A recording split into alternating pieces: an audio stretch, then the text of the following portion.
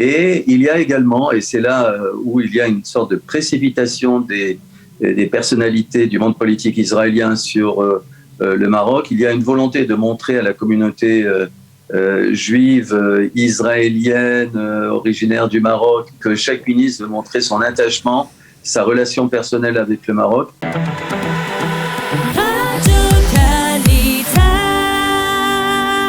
Nous avons le plaisir d'être en ligne avec le docteur Daniel Rouache, vice-président de la Chambre de commerce Israël-Maroc. Daniel, bonjour, Boker Tov. Oui, bonjour. Merci d'être avec nous ce matin et je voudrais que l'on revienne avec vous justement sur ce que l'on pourrait appeler une sorte de pèlerinage incessant de la part de hauts fonctionnaires israéliens. En particulier, on a vu la semaine dernière la visite du chef d'état-major de Tsahal au Maroc. Et en début de semaine, on est à peine lundi et déjà 2 ministres israéliens qui sont au Maroc, Issaoui Frej et Gideon Sa'ar qui va le rejoindre dans le courant de la journée. D'abord, avant de parler de l'économie effectivement et de ce qui est votre domaine de prédilection, justement ces relations économiques et commerciales entre les deux pays, les Marocains, ils ne sont pas un peu fatigués d'accueillir des ministres, des généraux, des officiels israéliens? Ils acceptent de jouer le jeu? Les Marocains jouent le jeu, mais il y a quand même une régulation. C'est ce que je voulais vous dire ce matin. En fait, il y a un accord de tous les membres du gouvernement. D'abord, ils ne peuvent pas aller 2 fois de suite sur un espace-temps très court.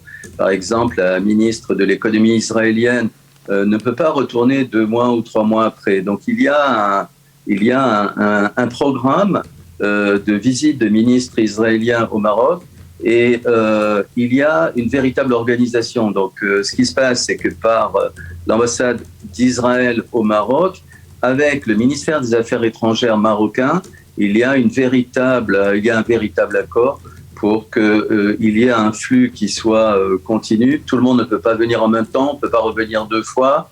Et aujourd'hui, on a, vous savez, une accélération et stabilisation des relations entre Israël et le Maroc. Quand je dis accélération, on voit des Israéliens du monde des affaires aller au Maroc, tenter d'investir. Probablement, il va y avoir des annonces d'investissement très importants au Maroc dans le secteur aéronautique et spatial.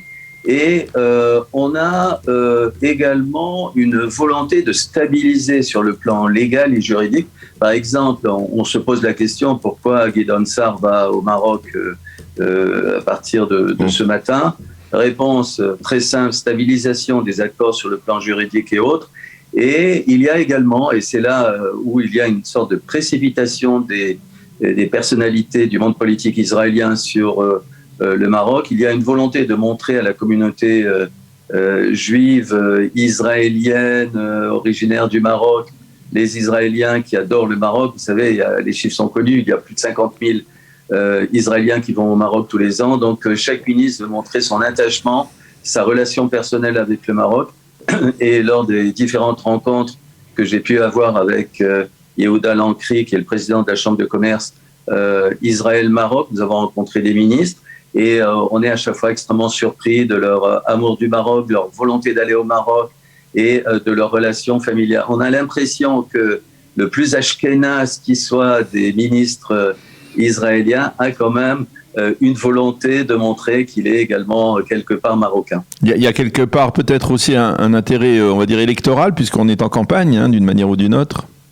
Oui, c'est indéniable. Il y a une volonté de montrer qu'on a un attachement au Maroc. Mais très franchement, la relation, et je voulais vous le dire, c'est pas un scoop, moi je le sais parce que je l'ai constaté, il y a un problème qui a émergé, on ne le voit pas au premier abord, mais les hommes d'affaires qui vont au Maroc, les Israéliens, sont toujours surpris quand ils reviennent du Maroc, de Casablanca, de Rabat, de Marrakech. Dans les avions, il n'y a que des Israéliens qui sont dans l'avion, il y a très très peu d'hommes d'affaires marocains qui sont dans les avions. Alors. Donc on a aujourd'hui, comme on dit en anglais, one-way street. Nous avons beaucoup d'Israéliens qui vont au Maroc pour vouloir faire des affaires, mais le retour des Marocains ici en Israël est extrêmement faible. On n'a pas encore de Marocains qui circulent dans les rues de Jérusalem, Tel Aviv ou dans le nord pour faire des affaires. Pourquoi cela ? Pourquoi cela ? Comment on explique cela, Daniel ? Il y a plusieurs raisons. La raison principale, c'est qu'il y a quand même une prudence sur la relation entre Israël et le Maroc. Ça, on ne va pas vous le dire de manière brutale, mais les Marocains sont des gens qui avancent un peu plus lentement que ce qu'on croit. Et il y a les autorités marocaines qui ont pris une véritable décision de travailler avec Israël. Les industriels marocains sont tout à fait d'accord, mais en fait sont toujours dans une situation intermédiaire, se posent des questions pour savoir si l'accord va être stabilisé, s'il ne va pas y avoir ensuite des conséquences négatives sur leur déplacement en Israël. Il y a une autre raison, et ça on n'en parle pas souvent, je vous le dis très franchement, pour beaucoup de Marocains que j'ai rencontrés qui sont arrivés ici en Israël, pour eux, dans certains cas, c'était un calvaire à l'aéroport Ben Gurion. Les autorités israéliennes ne sont pas très faciles avec tout voyageur musulman qui arrive, par exemple, du Maroc. Et la remise des visas de la part des autorités israéliennes est très lente. Donc, j'ai rencontré les autorités numéro 1 ici en Israël ces derniers jours. Je vous avoue que c'est un véritable sujet que nous avons discuté. L'ambassadeur du Maroc ici en Israël est parfaitement au courant de ce qui se passe. Les autorités israéliennes essaient d'améliorer les choses.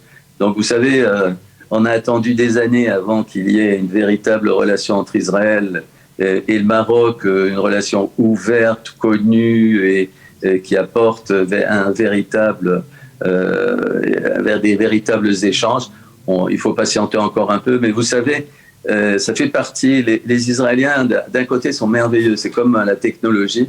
On change de gouvernement, mais le high-tech continue. Israël sait que la recherche et le développement est fondamental. Et concernant les accords d'Abraham, et spécialement le Maroc, il y a une convergence de tous les partis politiques israéliens. C'est pour ça que je vous dis, par rapport aux élections, d'aller au Maroc, ça ne va pas changer de manière radicale. Daniel Haïk, vous savez que je suis également président de la Chambre de commerce France-Israël. Israël-France. Et ce que je peux vous dire, je ne sais pas si vous vous êtes amusé à le faire, je pense que je vous propose un jeu.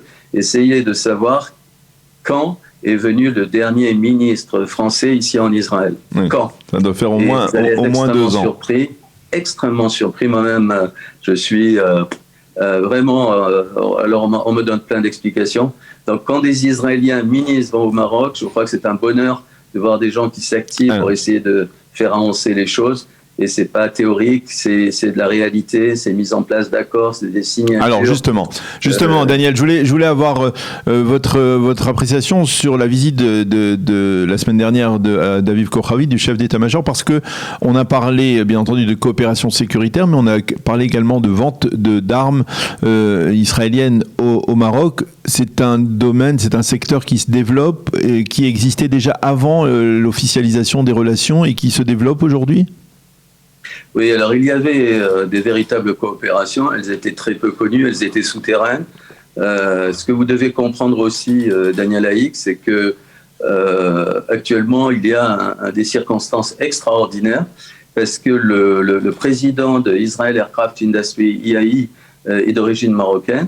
Il parle arabe. Moi, je l'ai vu en réunion. Il a inauguré une des réunions principales de la Chambre de commerce Israël-Maroc. Quand il parle en arabe et quand il parle avec ses amis marocains, vous savez, sans arrêt, ils utilisent ce mot brothers, frères, ils se tapent sur l'épaule, etc. J'avais jamais vu ça. Et en fait, le groupe IAI, c'est un des groupes moteurs de la relation entre les deux pays. On n'a pas attendu la visite du ministre Gantz en Israël pour amorcer les relations, mais le fait que Gantz soit allé au Maroc, ça a permis des signatures à très haut niveau qui vont faciliter les échanges et les ventes d'armes. Et un point important, les Israéliens ont compris une chose que beaucoup de pays n'ont pas du tout compris. Les Israéliens savent que les Marocains veulent des technologies et des savoir-faire également dans le monde de l'armement, dans le monde du high-tech. Donc les Israéliens ne s'arrêtent pas dans une coopération également d'une vente d'armes pour faire des chiffres d'affaires, mais également, d'après moi, on va passer très bientôt à la création sociétés en joint venture, de partenariat et autres.